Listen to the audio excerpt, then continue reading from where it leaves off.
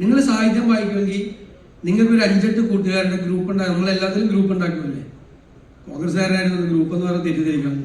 മറ്റേ group WhatsApp group ഉണ്ടാക്കണം. നല്ല അതായത് നമ്മുടെ ടേസ്റ്റ് കുറെ കോമൺ ആയിട്ട് ടേസ്റ്റ് വരണം.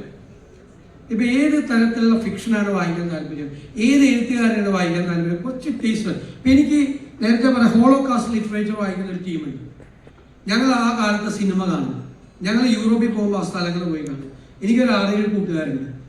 ഞങ്ങൾ ഫസ്റ്റ് വേൾഡ് വാറിനും സെക്കൻഡ് വേൾഡ് വാറിനും ഇടയ്ക്കുള്ള നേരത്തെ സുധീർ സൂചിപ്പിച്ച ഹോളോകാസ്റ്റ് ലിറ്ററേച്ചർ വായിക്കും. മുഗൾ മാത്രം വായിക്കുന്ന കുറെ, മുഗൾ എംപയറിനെ കുറിച്ച് മാത്രം വായിക്കുന്ന ഒരു സെറ്റ് ഉണ്ട് എനിക്ക്. അപ്പം മുഗളായിട്ട് ബന്ധപ്പെട്ട ഒരു പുതിയ പുസ്തകം പറയും, വായിച്ചോന്ന് പറയും. ചിലത് നമ്മുടെ ടേസ്റ്റ് അറിയാവുന്ന ആളുകൾ ഉണ്ട്. അപ്പൊ എല്ലാത്തിനും ഓരോ ടീമുണ്ട്, ഓരോ ബാച്ച് ഉണ്ട്.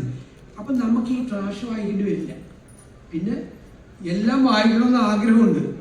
പിന്നെ മലയാളത്തിൽ നല്ല പുസ്തകങ്ങൾ ഒരുപാട് ഇറങ്ങുന്നുണ്ട്, ഒരുപാട് പുസ്തകങ്ങൾ ഇറങ്ങുന്നുണ്ട്, ഒരുപാട് നല്ല പുസ്തകങ്ങൾ ഇറങ്ങുന്നുണ്ട്. ഞാൻ ഒരു കാലഘട്ടത്തിൽ അതുണ്ടായിരുന്നില്ല, ഒരു ഗ്യാപ്പ് ഉണ്ടായിരുന്നു, ഭയങ്കര ഗ്യാപ്പ്. വളരെ ഈ ആടുജീവിതം പോലത്തെ ചെറിയ ബുക്കുകളൊക്കെ അതിൻ്റെ ഇടയ്ക്ക് ഇറങ്ങി ഒരു 10 വർഷം വരെ നീണ്ടുന്ന ഒരു ഗ്യാപ്പിന് ശേഷം ഇപ്പൊ എത്രയോ നല്ല പുസ്തകങ്ങളാണ് ഇറങ്ങുന്നത്.